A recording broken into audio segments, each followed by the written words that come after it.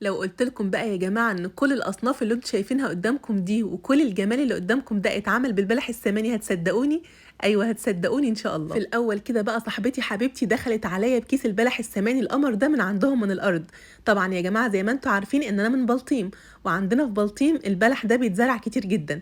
وطبعا بما اني انا ما عنديش ارض فدايما كده عندنا في بلطيم عادة حلوة قوي، اللي عنده ارض بيدي بلح او جوافة او مانجا، المهم الزرعة اللي هو زرعها في ارضه بيهادي بيها بقى اصحابه وجيرانه وحبايبه. المهم بقى يا جماعه فضلت محتاره في البلح كده ومش عارفه اعمل بيه ايه. طب اعملك مربى؟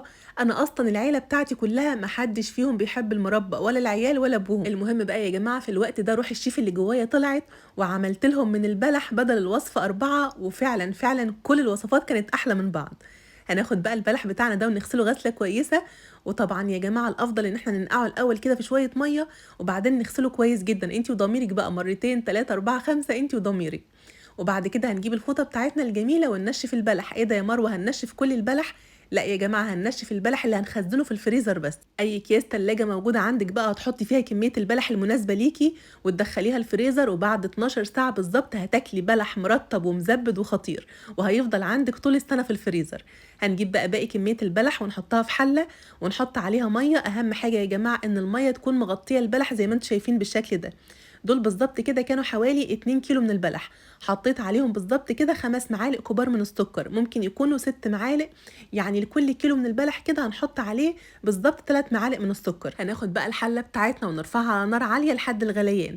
بعد كده خلوا النار متوسطه، هياخد معانا بالظبط كده على النار من ساعه وتلت لساعه ونص. هنعرف منين ان البلح استوى؟ هتلاقوا ان البلحه يا جماعه بدات تشق كده من الجنب. اول لما تلاقوا ان البلحه بدات تشق كده من الجنب هي كده خلاص دخلت في التسويه. هدوا النار تاني وغطوا عليه وتسيبوه بقى لحد لما يتشرب كل الميه ويتكرمل بالشكل اللي انتوا شايفينه ده. وطبعا بقى اعملي له اختبار تسويه كده وهو على النار، لو حسيتي ان هو محتاج كمان شويه تسويه حطي عليه كمان كوبايه ميه او كوبايه ونص ميه وسيبيه لحد لما يستوي تماما. وده بيكون شكل البلح النهائي لو حابين تاكلوه كده. الناس اللي عندها مشاكل في اسنانها، الاطفال الصغيره، بيكون طعمه حلو جدا، بس انا مش عاملاه كده يا جماعه عشان الاكل خالص. يلا بينا بقى نشوف هنعمل ايه من البلح ده. في الاول كده انا فصصت حوالي طبق كبير من البلح، وجبت بالظبط كده حوالي كوبايه من السوداني وطحنتها ناعم جدا.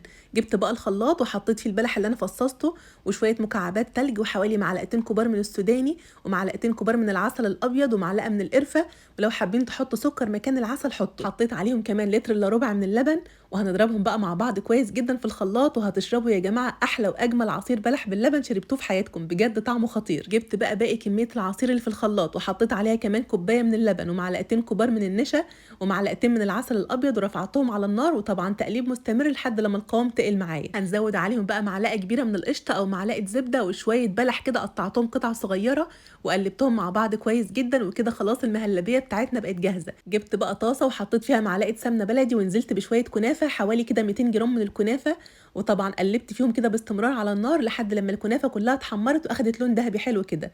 هننزل عليها بقى كده بمعلقتين من العسل، او حطوا عليها وانتوا بتحمروها معلقتين سكر بودره.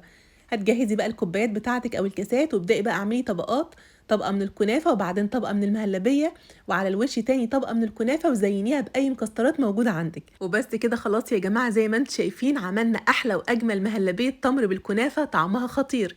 اسكت على كده بقى؟ لا طبعا ما اسكتش. جبت طاسه حطيت فيها كمان معلقه سمنه بلدي وفصصت طبق من البلح، ونزلت بقى بالبلح كده في السمنه البلدي، اخد تشويحه ولسعه معايا بالشكل ده. نزلت عليه بنص كوبايه من اللبن واستنيت عليه بقى لحد لما تشرب اللبن وطرى خالص. هناخد بقى البلح بتاعنا ده ونحطه في الكب او في المطحنه ومعاه نص كوبايه من السوداني المطحون، وهنضربهم زي ما انتم شايفين كده ضرب متقطع لحد لما ينعموا معانا خالص. بعد كده بقى هنفضيهم في طبق ونستنى عليهم بالظبط كده 10 دقايق لحد لما يبردوا. وامسحي ايدك بقى كده بمسحه ميه وابداي شكليها. حابه بقى تضيفي معاهم جوز هند، حابه تضيفي بقى اي مكسرات تانية، شويه زبيب، براحتك جدا. غلفتهم بقى كده من بره بشويه من جوز الهند وشويه من السوداني المجروش.